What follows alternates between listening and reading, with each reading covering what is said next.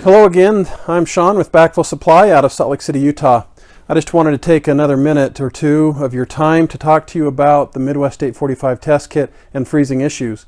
We're almost to the springtime and we won't have to worry about that for another year or so. However, I just had a kit come in this last week. We've had some really cold weather here in Salt Lake, and he had just had his test kit calibrated by me in January, and he called me up and he said, I just went to do a test and water's coming out in between the body. And so I knew instantly what had happened, so I just told him to bring it in. However, it wasn't exactly what I thought had happened. So here's an 845 test kit. I thought he was talking about right here, water was leaking in between on this seam. And that'll happen sometimes if you let it freeze. It'll push those two housing pieces apart just enough for water to leak out, and as the ice defrosts, it'll stop leaking out of there. However, it may have still done some internal damage. But what had happened is he actually cracked the body right here. Let's see if you can see that here.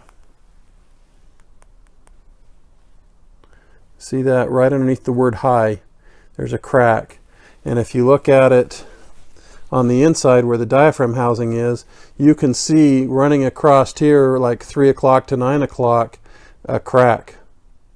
So he did some significant damage there.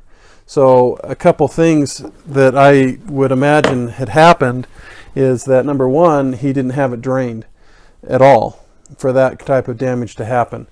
And he told me, he said, I keep that in my tool box that's mounted to my truck during the day, but the truck's parked in a heated garage, so it shouldn't have froze.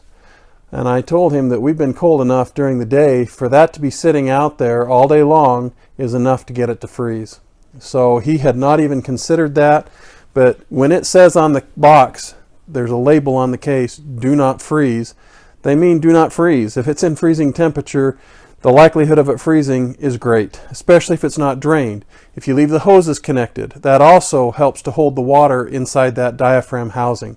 You need to leave the bleed valves open and the other valves on the manifold open and drain as much water out of it as possible, and take your hoses out in the wintertime, or off in the wintertime if you tend to leave those on. And make sure that if you're driving around town during the day with it, that it's in the cab of the truck with you, or of your van or wherever, so that it stays heated. And then make sure that it comes into the shop or into your house at night so that you don't freeze and break that. So that's just a thing that I wanted to bring up about the test kits and freezing. We're almost done with winter, but hang on for a few more weeks. Make sure that you baby those test kits. They're not cheap. And if you have any questions or concern, give me a call.